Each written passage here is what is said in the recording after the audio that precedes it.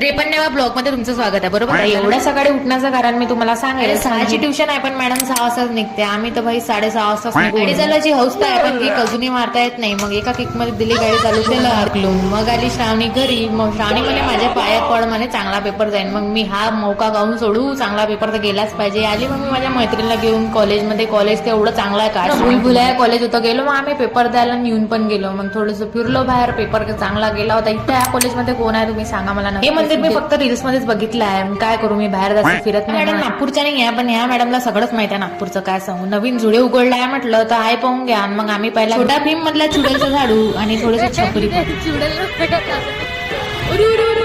Madam treat देतो म्हणे, चांगला पेपर गेला म्हणून आम्ही आलो समोसा. मॅडम सांगतो खूप जास्त फेमस प्लेस आहे म्हणून. पा भाई आम्हाला माहिती, आम्ही नागपूरमध्ये राहू. चाय पितच होतो तर आला ट्रॅफिक पोलीसचा आवाज. म्हटलं फटकन गाडी चला, चलायचं आता आजसाठी पुरेसे.